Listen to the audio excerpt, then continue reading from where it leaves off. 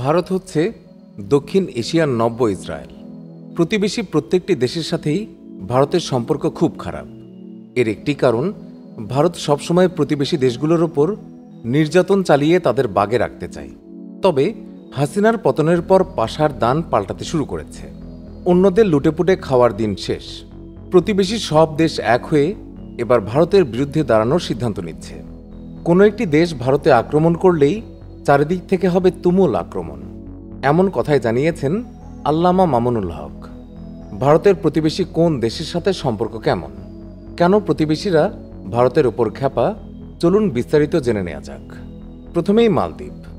মালদ্বীপে এতদিন নিজেদের বানানো প্রেসিডেন্ট বসিয়ে রেখেছিল ভারত। তবে সে দেশের নতুন প্রেসিডেন্ট মোহাম্মদ মুইজ্জুর নির্বাচনী স্লোগানই ছিল ভারত হটাও। কেননা ভারত দীর্ঘদিন মালদ্বীপে তাদের সৈন্য মোতায়েন করে রেখে দেশটির ওপর ছড়ি ঘুরিয়েছে। তবে আপাতত মালদ্বীপে ভারতের ক্ষমতা শেষ। মালদ্বীপের লোকেরা এখন ভারতের নির্যাতনে অতিষ্ঠ। সুযোগ পেলেই তারা ভারতের বিরুদ্ধে অ্যাকশন নেবে। ক্ষমতায় আসার পরেই কয়েক দশক ধরে চলে আসা একটি প্রথা ভেঙেছেন প্রেসিডেন্ট মুইজ্জু। প্রথাটা ছিল মালদ্বীপে ক্ষমতায় আসার পর প্রত্যেক প্রেসিডেন্টেরই প্রথম বিদেশ সফরটা হতো ভারতে। কিন্তু প্রথম সফরের জন্য তুরস্ককে বেছে নেন মুইজ্জু। এ বছরের শেষের দিকে চীন সফর থেকে ফিরে এসেই তিনি ভারতকে অনুরোধ করেন যে মালদ্বীপ থেকে ভারতীয় সেনা প্রত্যাহার করতে হবে। ভারত বাধ্য হয়ে সেই অনুরোধ মেনে নিয়ে সেনা প্রত্যাহার করে নেয়। তাই বলা যায় মালদ্বীপের সাথে ভারতের সম্পর্ক দা কুমড়া না হলেও বন্ধুত্বের ছিটেফোঁটাও নেই। এবার আসা যাক নেপালের প্রসঙ্গে। ভারত তার আরেক প্রতিবেশী নেপালের অভ্যন্তরীণ বিষয়েও সবসময় নাক গলায়। নেপালে 2020 সালে ক্ষমতায় আসার পর প্রধানমন্ত্রী কেপি শর্মা ওলি বলেছিলেন যে ভারত নেপালের অভ্যন্তরীণ বিষয়ে হস্তক্ষেপ করছে। ভারত ও নেপালের মধ্যে গত 1.5 দশক ধরে যে শীতল উত্তেজনা চলছে, গতকাল দুই দেশের সীমান্ত এলাকায় নেপালি পুলিশের গুলিতে এক ভারতীয় যুবকের মৃত্যুর পর সেই পরিস্থিতি আরও অবনতি হয়েছে। ভারতের প্রধানমন্ত্রী নরেন্দ্র মোদী কাঠমান্ডুতে নেপালের প্রধানমন্ত্রীকে ফোন করে এর মৃত্যুর ঘটনায় তীব্র অসন্তোষ জানিয়েছেন। ওদিকে ভারত সীমান্তে অঘোষিত অবরোধ চলতে থাকায় নেপাল এই প্রথম তাদের উত্তরের প্রতিবেশী চীনের কাছ থেকে জ্বালানি তেল আমদানি শুরু করেছে, যার প্রথম চালান মঙ্গলবারেই এসে পৌঁছেছে। দুই দেশের বিরোধ মূলত সীমান্ত নিয়ে। ভারত নেপালের অনেক জায়গা দখল করে নিয়েছে। এই জন্যই নেপাল সুযোগ খুঁজছে মোক্ষম জবাব দেওয়ার। ভারত পাকিস্তান সম্পর্ক। পাকিস্তান হচ্ছে ভারতের 1 নম্বর শত্রু দেশ। ভারতে কোন শত্রু দেশ আক্রমণ করতে পারে এমন দেশের তালিকায় প্রথমেই আসবে পাকিস্তানের নাম। ভারত সব দেশের সাথে সম্পর্ক ভালো করতে পারলেও কখনোই পাকিস্তানের সাথে সম্পর্ক ভালো করতে পারবে না। সব মিলে এই সময়ের সবচেয়ে আলোচিত ইস্যু ভারত পাকিস্তান উত্তেজনা। এর আগে 1947 সালের 15ই আগস্ট স্বাধীনতার ফলে ভারত এবং পাকিস্তান নামে দুইটি রাষ্ট্রের জন্ম হয়।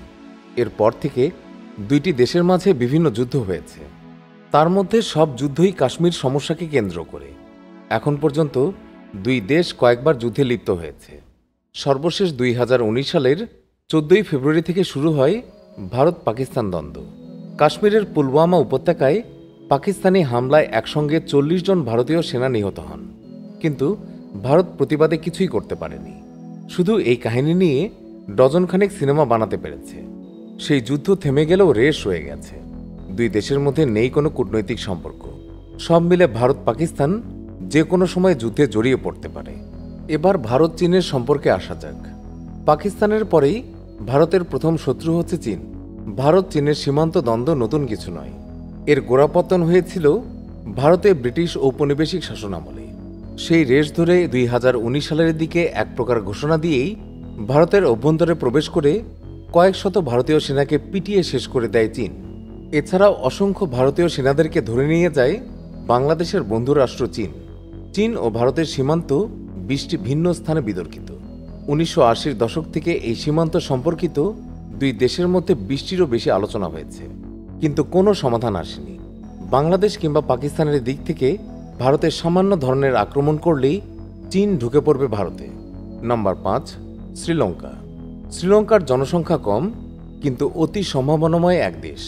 তামিল বিচ্ছিন্নতাবাদীরা সংহতি সম্ভাবনাকে ব্যাহত করে। শ্রীলঙ্কার বেশিরভাগ মানুষের অভিযোগ, এই সংকটের কলকাঠি নাড়ছে প্রতিবেশী দেশ ভারত। এই ইস্যুটি নিয়ে খেলতে গিয়ে তা রাজীব গান্ধীর হত্যার কারণ হয়ে দাঁড়ায়।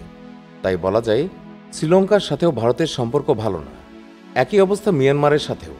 তাছাড়া ভারতের 7 সিস্টার্স খ্যাত অরুণাচল প্রদেশ, আসাম, ত্রিপুরা, নাগাল্যান্ড, মণিপুর, মিজোরাম ও মেঘালয় এই 7 পার্শ্ববর্তী রাজ্য একত্রে ভারত থেকে স্বাধীন হতে চায়।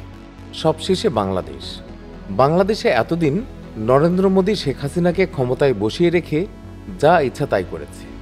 মোদী হাসিনার এই সম্পর্ককে এতদিন রাজনৈতিক বিশ্লেষকরা স্বামী স্ত্রীর সম্পর্ক বলে আসছিল। ঠিক যেভাবে স্বামী স্ত্রীর প্রতি শত নির্যাতন করলেও স্ত্রী মুখ খুলতে পারে না, হাসিনার অবস্থা হয়েছিল ঠিক একই রকম।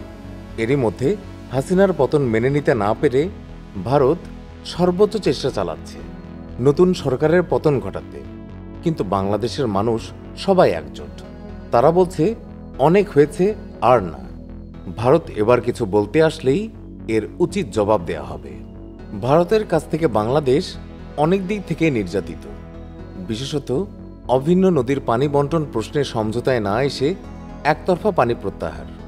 এর ফলে প্রতি বছর বাংলাদেশ কয়েকশো বিলিয়ন ডলার ক্ষতিগ্রস্ত হচ্ছে। তাছাড়া পাল্টা সুযোগ না দিয়ে একতরফা বাজার দখল প্রচেষ্টা, চুক্তি ভেঙে আঙ্গরপোতা দহগ্রাম যাওয়ার 3 বিঘা করিডোর হস্তান্তর না করা, সীমান্তে পাখির মতো মানুষ হত্যা ইত্যাদি ইস্যু অবিশ্বাস বাড়িয়ে দেয়। অন্যদিকে ভারত মনে করে উত্তর পূর্ব ভারতের বিচ্ছিন্নতাবাদীরা বাংলাদেশে নিরাপদ আশ্রয় পাচ্ছে। বাংলাদেশকে অর্থনৈতিকভাবে পঙ্গু করতে ভারত বিভিন্নভাবে অপচেষ্টা চালিয়ে যাচ্ছে। প্রতি বছর বর্ষা মৌসুমে যৌথ নদীর উজানে নির্মিত সব বাঁধের সব গেট খুলে দেয় ভারত। ফলে বাংলাদেশের জনপদগুলো প্লাবিত হয়। পানির তোরে ভেসে যায় দেশের নিম্নাঞ্চল।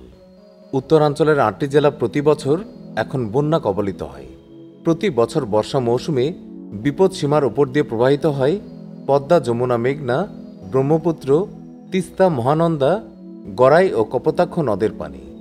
ভারত উজানে স্থায়ীভাবে গঙ্গা নদীতে ফারাক্কা বাঁধ, তিস্তায় গজলডোবা বাঁধ, মনু নদীতে নলকাথা বাঁধ, যশোরের কোদলা নদীর ওপর বাঁধ, খোয়াই নদীর ওপর চকমাঘাট বাঁধ, বাংলাবন্ধে মহানন্দা নদীর ওপর বাঁধ, গোমতী নদীর ওপর মহারানী বাঁধ এবং মোহরী নদীর ওপর কলসি বাঁধ নির্মাণ করে শুষ্ক মৌসুমে পানির ন্যায্য হিসা থেকে বঞ্চিত করছে বছরের পর বছর। এছাড়াও 15টি নদীর ওপর ভারত অস্থায়ীভাবে কাঁচা বাঁধ নির্মাণ করেছে। বর্ষায় এইসব অস্থায়ী বাঁধ কেটে দেওয়া হয়। ভারতের এই পানি আগ্রাসী নীতির কবলে পড়ে শুষ্ক মৌসুমে দেশের নদ নদীগুলো পানি শূন্য হয়ে পড়ে, আর বাংলাদেশকে ভাসানো হয় পানি দিয়ে। এছাড়া সীমান্ত নদীর বিভিন্ন পয়েন্টে ভারত পরিকল্পিতভাবে বিভিন্ন স্থাপনা তৈরি করে বাংলাদেশ অংশে ব্যাপক ভাঙনের সৃষ্টি করেছে। ভারতের কবলে পড়ে শত শত কোটি টাকার সম্পদ পানিতে চলে যাচ্ছে। 1974 সালে মুজিব ইন্দিরা চুক্তি অনুযায়ী সীমান্ত নদী ভাঙনের কবলে পড়ে ওপারে জেগে ওঠা ভূমি আর কোনো দিন ফেরত পাবে না বাংলাদেশ। এভাবে গত 47 বছরে বাংলাদেশ কমপক্ষে 50,000 একর ভূমি হারিয়েছে। খনিজ সম্পদ সমৃদ্ধ বঙ্গোপসাগরের বাংলাদেশ অংশে ও আমাদের ন্যায্য অধিকার প্রতিষ্ঠায় বৃহৎ প্রতিবেশী ভারত বন্ধুসুলভ সহমর্মিতা ও সহযোগিতা প্রদর্শনের পরিবর্তে তাদের আধিপত্যবাদী চেহারাকেই স্বাধীনতা উত্তর 50 বছর ধরে দেখিয়ে এসেছে। বাংলাদেশের ভেতর দিয়ে প্রবাহিত ছোট বড় 54টির অধিক আন্তর্জাতিক নদীর উজানে রয়েছে ভারত। ভারতের সবকটি নদীর পানি প্রত্যাহার করার জন্য হস্তক্ষেপ করছে, যার ফলে নদীগুলোর বাংলাদেশ অংশে পানি পাওয়া যাচ্ছে না। আর এসবই দুই দেশের দ্বন্দ্বের কারণ। এইসব নির্যাতন আওয়ামী লীগ সরকার মুখ বুঝে মেনে নিলেও ইউনূস সরকার তা মেনে নেবে না। অনেক বিশেষজ্ঞ মনে করেন যে আমেরিকা ও রাশিয়ার মতো বড় দেশের সঙ্গে সম্পর্কের উন্নতি করার প্রচেষ্টায় নিজের প্রতিবেশী দেশগুলোর সঙ্গে সম্পর্ককে প্রাধান্য দেয়নি ভারত। সুপ্রিয় দর্শক, সব মিলে আপনি কি চান বাংলাদেশ যেন চিরজীবনের জন্য ভারতের শৃঙ্খল থেকে মুক্ত হোক? কমেন্ট বক্সে জানিয়ে দিন আপনার মতামত। ভিডিওটি ভালো লাগলে লাইক এবং শেয়ার করুন। চ্যানেলটি এখনো সাবস্ক্রাইব করে না থাকলে সাবস্ক্রাইব করুন। সবাইকে আন্তরিক ধন্যবাদ।